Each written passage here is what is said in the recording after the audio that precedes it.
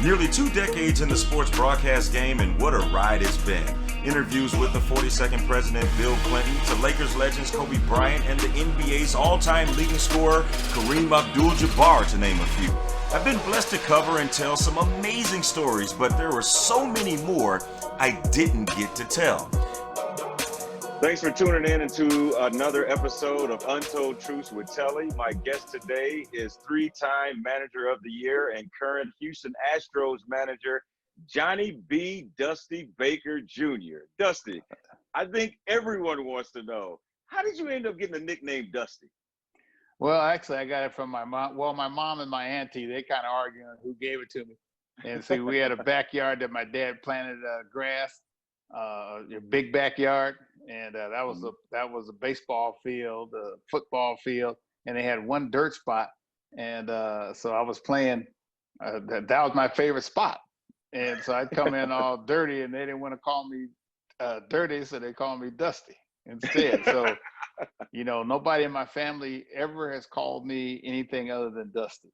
And they never called me Johnny because my dad was Big John. My dad didn't like me to be called Junior. And so the only guys that called me Johnny were guys that I went to elementary school with, because the teacher wouldn't call you by your nickname.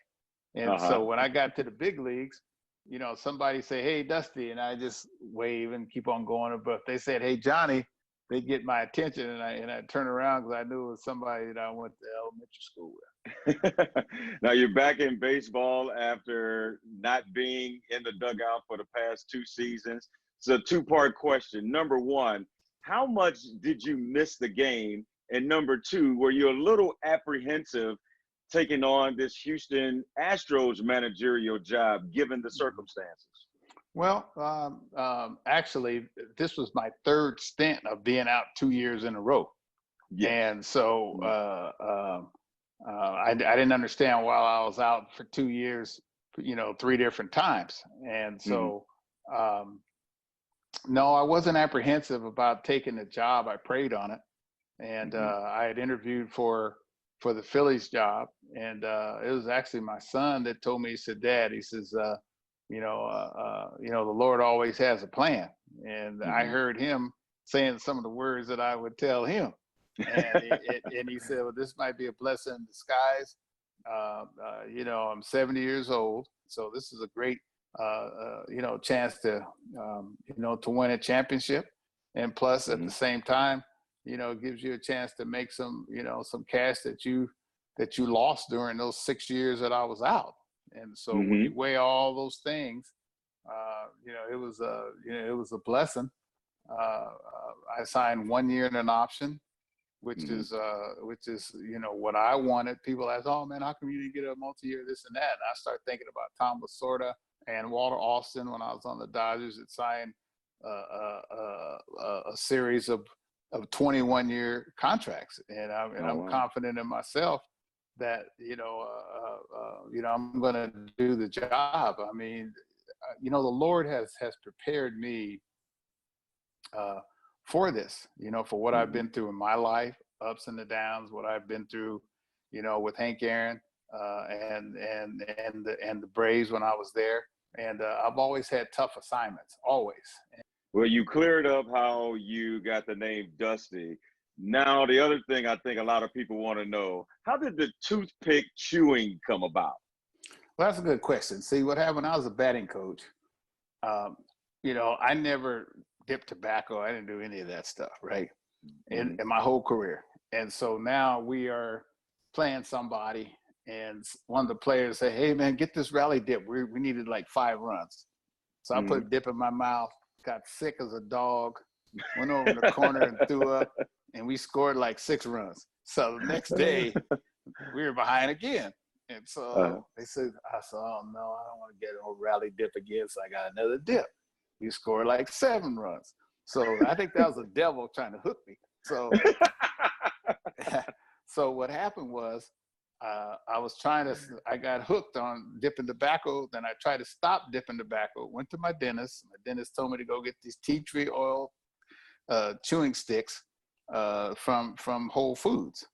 And he said it'd be good to do it, do your periodontal work and you can stop dipping. And which I did, you know, for quite a while. But the only thing is, they'd be in the ninth inning, bases loaded, 2 outs, and then I'd have my toothpick, but then I'd put a rally dip anyway, try to cover it both ways. So that's how I started chewing the toothpicks. Plus my daddy, he always had toothpicks in his front pocket, and in his top pocket, he had two things. He had some pins, you know, like the old dudes do, like I do now. Yes, the pocket protector. And he had toothpicks, and so that's how I got started. Wow. Now, you mentioned joining the Giants and getting a chance to get back with what you felt like was family. A lot of people may not know, but you were on deck when Hank Aaron broke Babe Ruth's home run record with 715. And it comes full circle. You end up managing the guy that ends up breaking that record in Barry Bonds. Like, first off, what was going through your mind when you were on deck as a 19-year-old? I think I was 22 going on 23. 22. Okay. Now, did you, I'm sure you understood the magnitude of what was going on. You on deck, what's going through your mind at this point? Well, I had a pretty good idea because like Ralph Garr and myself were around Hank Aaron every day. From the time I signed, Hank Aaron promised my mother that I was 18 years old, signed in Dodger Stadium, that he would take care of me as if I was his son. And so I was with him every day, Ralph Garr and myself. And he made us go to church. He made us get up and eat breakfast. He made us come in from hanging out all night, like he promised my mom that he would do. And, so we were with Hank every day with his quest for the record. And it wasn't a very pleasant time for Hank. It was really, he wanted to get it over with soon because he was mired by death threats. And I mean, he had to have 2 rooms on the road, one that he was slept in and one that he was registered under. He had a bodyguard, Kevin Wardlow. And so it wasn't a very pleasant time. Hank had just gotten a divorce during this period. And so I was actually closer in age to Hank's kids than I was to Hank. And so Hank told me, he says, man, I'm tired of this. He says, I'm gonna get it over with right now. And that's what he told me.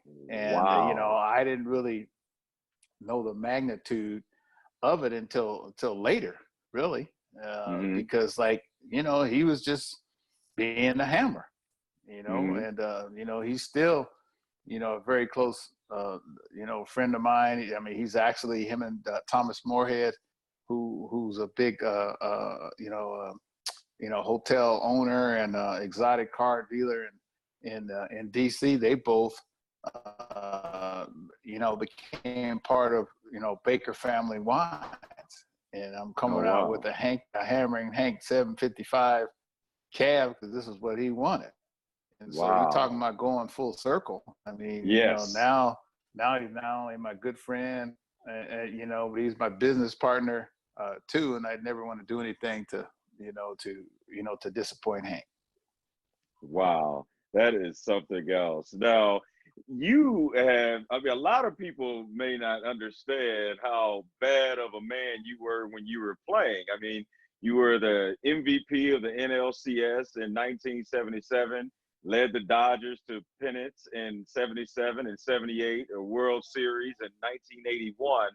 But one of the most, I guess, memorable things about the 77 season, and you can definitely co-sign on this, but you were the co-conspirator of the high five? Well, I was all right, but Glenn Burke's the one that did. Everybody gives me credit for starting it. I had a home run off of J.R. Richard, who was my nemesis. And we had a 4-game series, and I had 4 games hit my 30th home run. And it came down to the last day. And there were some dudes, 2 brothers sitting behind right in the front row of the dugout, and they were gambling. I could tell they were gambling because first time I hit a line drive, I got a hit, and the guy was passing money when I came to get my glove. Next time, I struck out, and they passed some more money. The same guy was passing money. And then the third at bat, my next to last at bat, I remember I was sitting in the dugout and I said, man, I don't think I'm going to get it. I was tired. So Thomas sort of goes, man, you got to have faith. You know, the children of Israel were by the Red Sea and the Lord parted the sea. You guys said, Tommy, I believe. Okay, so quit. That's enough. So I went up there and the ball, JR threw me a fastball low and away. I think I probably had 2 hits off JR the whole time. And I hit it over center field fence. And then Glenn Burke threw his hands up. I threw my hands up, and I looked over to the dudes that were gambling. And the one dude he threw his money down and left the ballpark. So, oh, wow. Yeah, so that's how it happened with Glenn. You know, he was one of my favorite teammates. You know, he passed on about 10, 15 years ago. And, it was Glenn, and all I did was reciprocate to what Glenn was doing to me. Now, it's amazing that you went from not even wanting to be in baseball to having over 1,800 wins as a manager, and you've had success in all 4 of your stops, taking the Giants, the Cubs, the Reds, the Nationals, all to the postseason. But critics haven't always been that kind to you. What do you feel like is the most unfair criticism you faced in your 40-plus years in baseball? Probably, you know, they're going to criticize you no matter who you are, really. And probably, you know, the fact that, you know, I haven't been given probably credit for being blessed with a certain amount of intelligence, probably. You know, they say you're lucky, or you don't, you know, you're just going off in your gut, and probably my handling of pitchers and relievers.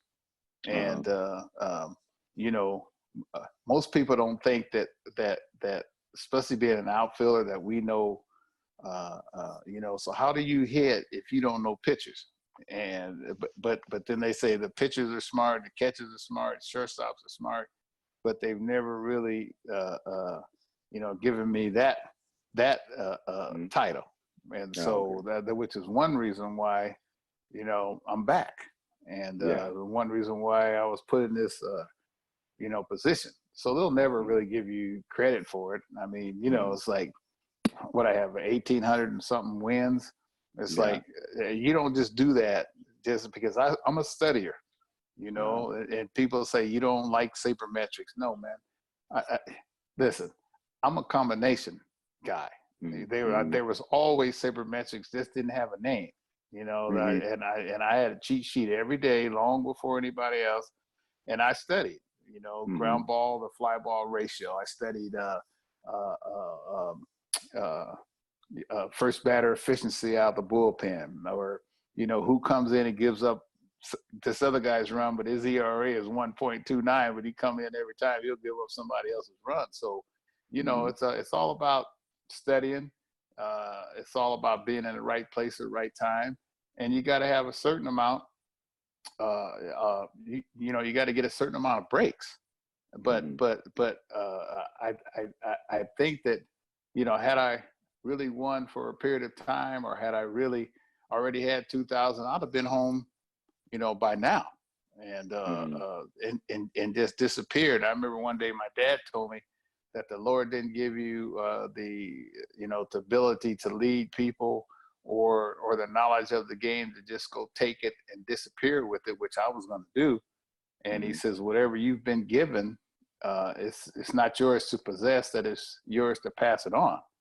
And so this is what I've tried to do, you know, with my players, you know, to pass it on, and hopefully not only help them in their baseball career, but also to help them in their, you know, in their life.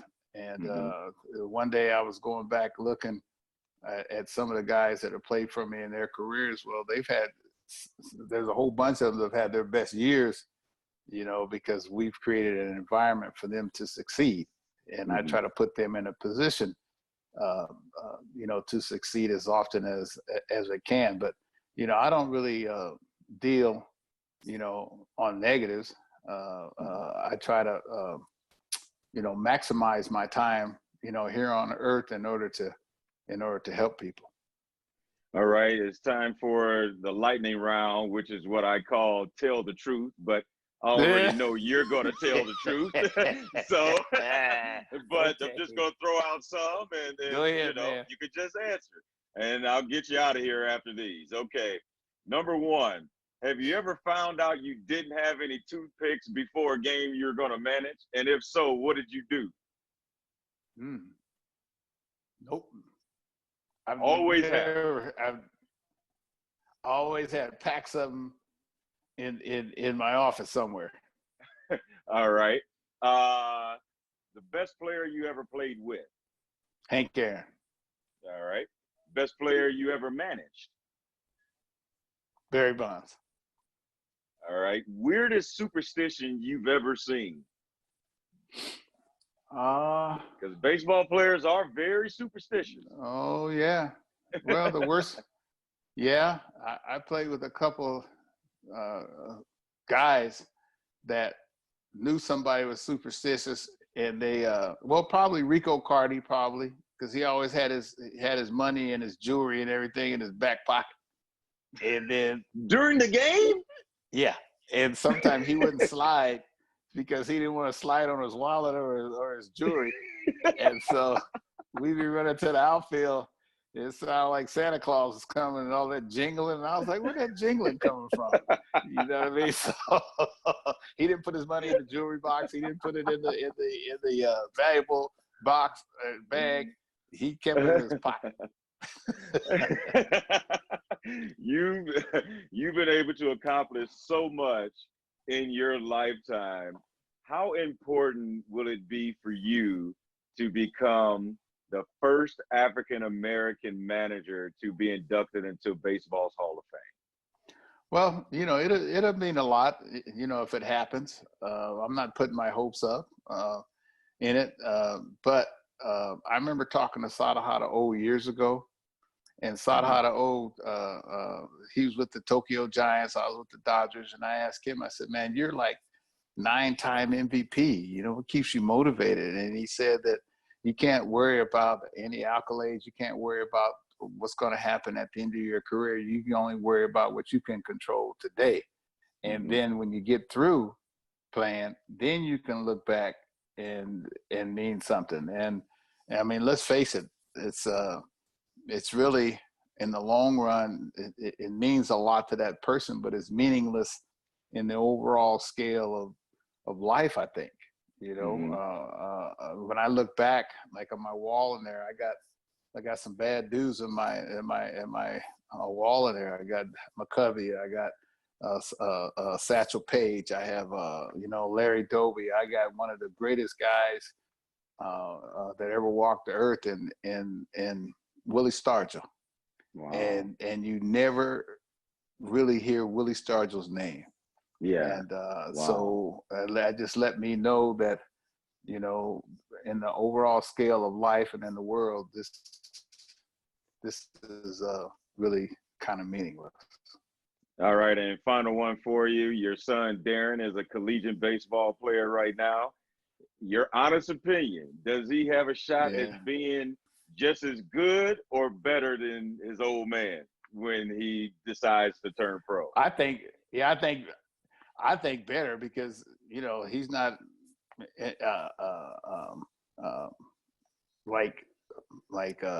impressed by the lights. He's not impressed by being around people, because I mean, he grew up in the ballpark, and plus I told him he's probably more disciplined than I was. I was a little wilder than him. You know what I mean? and he is really, really disciplined. Plus, I think what he has going for him is that he always wanted to be a baseball player. See, I always wanted to be a basketball player. I didn't even want to sign baseball, but my parents got divorced. I'm oldest of 5. The economic spokes of the wheel were off, and that's why I signed, pro baseball. And I didn't fall in love with baseball until my first year with the Dodgers. I was playing basketball in the off season, and I hurt my knee playing basketball against Jerry Manuel and his brothers, and it was almost taken away from me. And then and only then did I fall in love with baseball. Well, this kid, he fell in love with baseball from I didn't force him. He was just around it, and I presented it to him. So, I think his love of baseball, his discipline, his work habits. I worked hard, but, I always had a little more fun probably than he had. And that's where we'll leave it. Dusty, I appreciate you joining Untold Truths with Telly, and good luck this season whenever it starts. Oh yeah, I'm confident that we'll start, because baseball is needed in this country, and we need it. The owners need it, and I think we all need it. We just have to be safe in the meantime. All right. Well, take care of yourself, Dusty. I really appreciate it, man. All right, Telly. I'll see you later. Right. Hey, man, right, I'm gonna try to get that voice in my next life. Okay.